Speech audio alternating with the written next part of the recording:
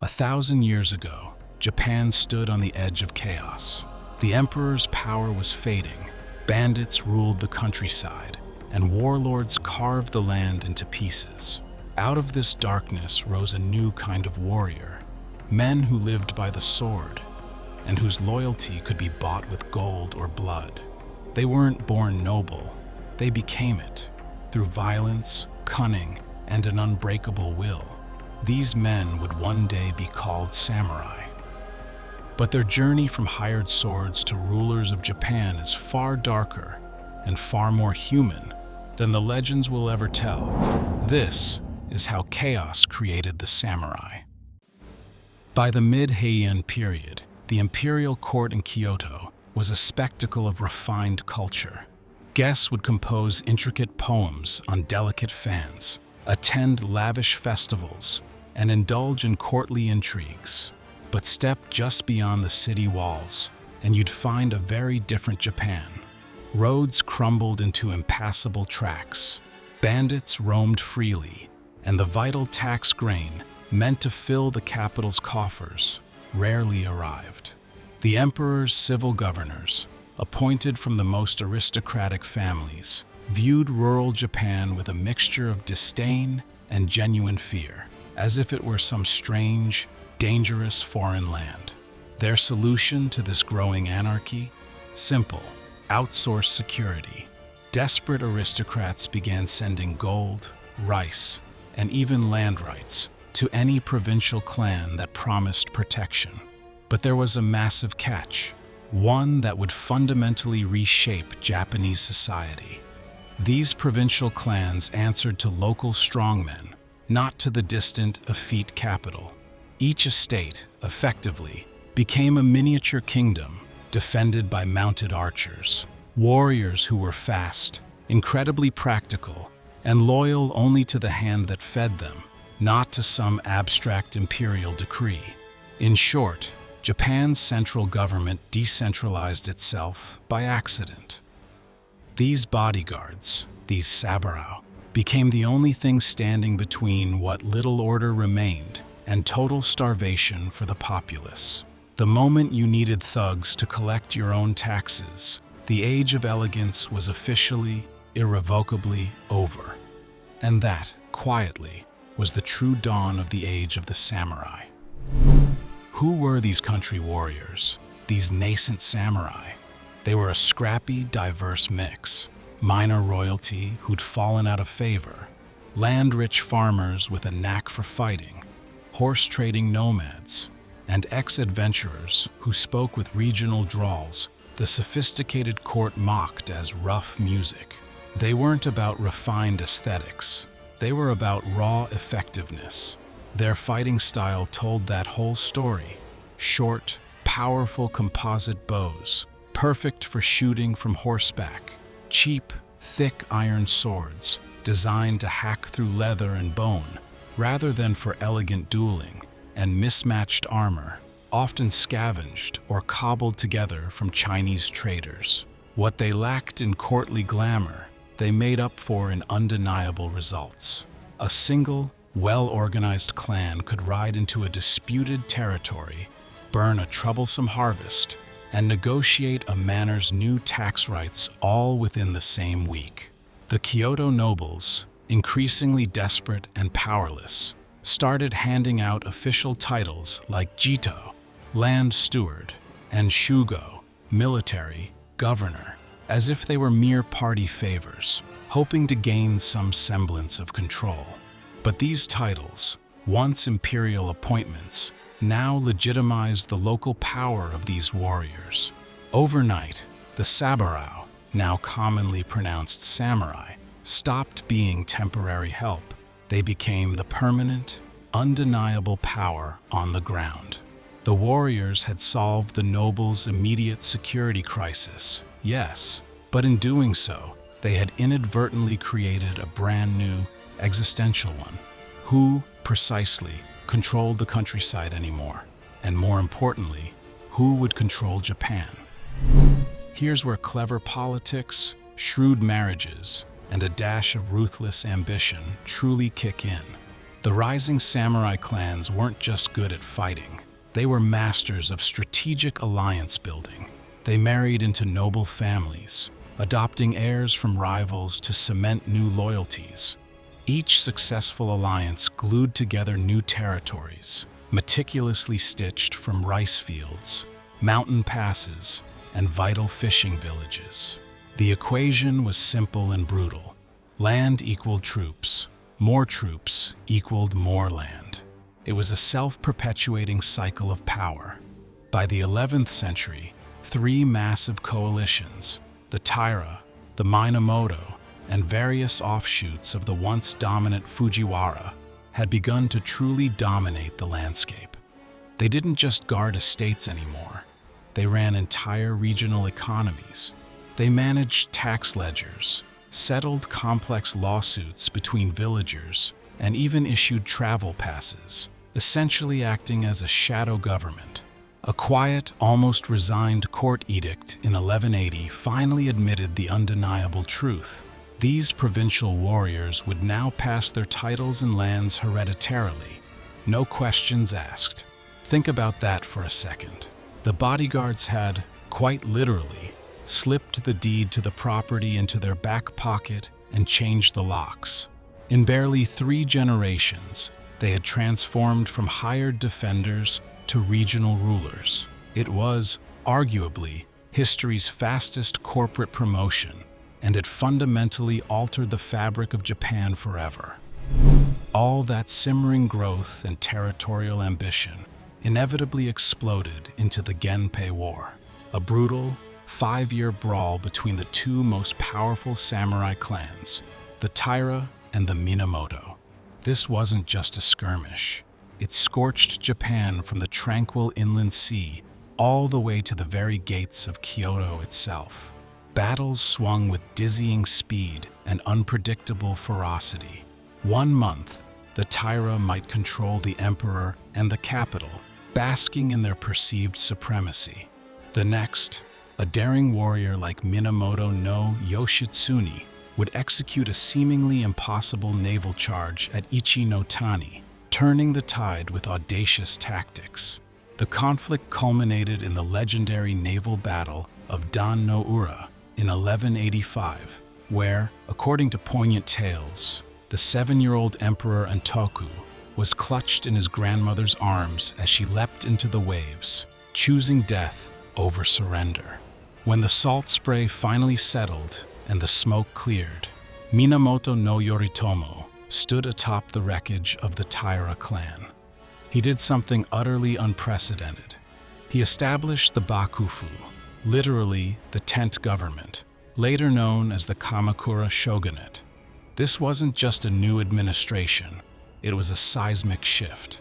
Real power, for the first time, slid definitively from the jewel-bedecked nobles of Kyoto to the weather-beaten, pragmatic soldiers of the provinces.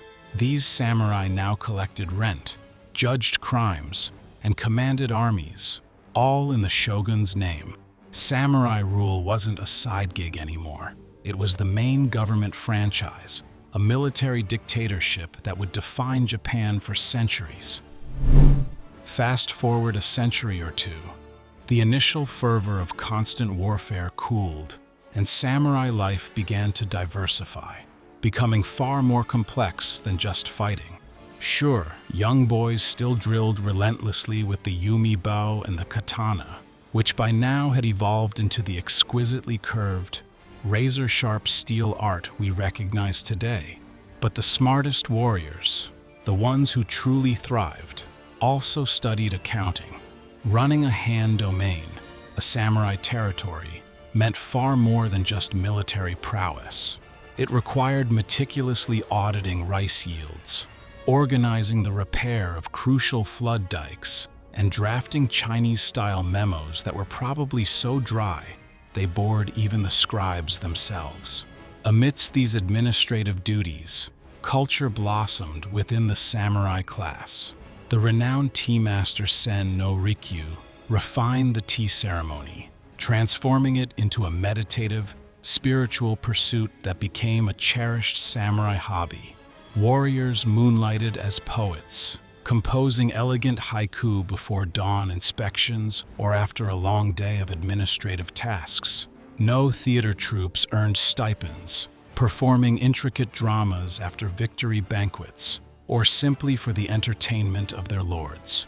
Even fashion turned subtly sophisticated.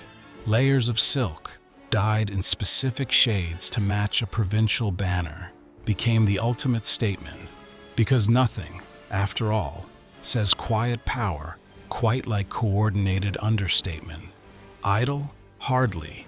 A samurai's calendar overflowed with parade practice, complex lawsuit arbitration, and the occasional grim duty of seppuku supervision, all proof that prestige and paperwork in this new Japan went hand in hand. Mention samurai, and inevitably, someone will chirp Bushido. But here's another historical nuance. The code of the warrior, as we understand it, crystallized quite late in their history. Really, really late. Early warriors, those original provincial toughs, primarily valued victory, the acquisition of land, and a flexible loyalty that could often flip for the right price or opportunity. It wasn't until the long, relatively peaceful Edo period that scholars, often influenced by Confucian and Zen Buddhist thought, meticulously stitched together old tales, precepts of duty, and principles of calm into the famous 7 virtues you might see on dojo walls today: integrity, respect, courage, honor, compassion, honesty, and loyalty. Yet, once formalized, Bushido became a powerful, sometimes brutal, force. It wasn't just a philosophy, it was a way of life with severe consequences. Insult your lord, or bring dishonor upon your family, and you might be expected to slit your own belly to save your family's stipends and reputation. Run from battle, and your name could be erased from village registries, effectively making you a non-person. This potent mixture of honor, profound shame, and meticulous bureaucratic record-keeping created a self-policing class. Samurai were expected to be paragons of virtue, capable of toppling corrupt ministers with righteous indignation, but also strict enough to police their own children for sloppy sword etiquette. Ruthless? Absolutely. But this intricate code glued together 7 centuries of samurai dominance into something resembling a stable, if sometimes harsh, social order. Pop culture absolutely loves the Battle of Sekigahara, and for good reason. It was epic. But context, as always, matters. In 1600, a staggering 160,000 samurai collided in a fog-shrouded muddy field, making it the largest samurai showdown in history. The Eastern Army, loyal to the cunning Tokugawa Ieyasu, cheered for the 8 provinces, while the Western Army, under the unwavering Ishida Mitsunari, screamed for loyalty to Hideyori. By sunset, the field reeked of iron, blood, and rice wine. Ieyasu's decisive victory didn't just win a battle, it birthed the Tokugawa shogunate, ushering in an unprecedented 250 years of relative peace and stability for Japan. But many smaller, equally pivotal fights shaped Japan too. Nagashino, in 1575, proved definitively that volley fire from arquebuses could decimate even the most formidable cavalry charges, forever changing the face of Japanese warfare. Okahazama, in 1560, saw Oda Nobunaga, then a seemingly eccentric clown prince, vault to prominence by orchestrating a brilliant surprise attack that routed a much larger army, setting him on the path to unifying Japan. And then there's the Honnoji incident in 1582, a stark reminder of the fickle nature of samurai politics. Nobunaga, betrayed by one of his own generals, found himself cornered and chose to die by his own hand, reportedly singing a poem as his temple burned around him. Each of these clashes rewrote alliances, redrew boundaries, and reinforced the brutal, undeniable lesson. Ultimate power belonged to whoever could best feed, pay, and inspire their warriors in the field. The arrival of Commodore Perry's Black Ships in 1853, with their intimidating cannons and demands for trade, cracked Edo Japan open, exposing its vulnerability. By 1868, the Meiji Restoration swept through the country with a force that was both revolutionary and heartbreaking for the samurai. Out went the old ways. In came rifles, railroads, and a radical, earth-shattering slogan, "Abolish the samurai." It was a declaration that ended a 700-year era. Top knots, the distinctive samurai hairstyle, were literally shorn off and hit salon floors. Cherished swords, once symbols of status and soul, became mere souvenirs. Their hereditary stipends, the economic bedrock of their families, were converted into government bonds that quickly shrank with inflation, rendering many destitute. The first samurai weren't pristine, romanticized icons. Far from it. They were pragmatic, often ruthless fighters who seized an opportunity in a fractured land, upgrading themselves from glorified bouncers to powerful barons. They didn't just rewrite Japanese history. They became it. They mastered the art of war, then the complexities of paperwork, and eventually, even the subtleties of poetry, proving that true power endures when you can both swing a devastating sword and meticulously balance a ledger. 700 years of unparalleled rule all started the day a desperate noble hired a bit of provincial muscle to guard a rice field. Drop a comment below. What part of this incredible samurai evolution surprises you most? Hit subscribe for more history without the fairy tale polish, and I'll see you in the next video with another secret from the past.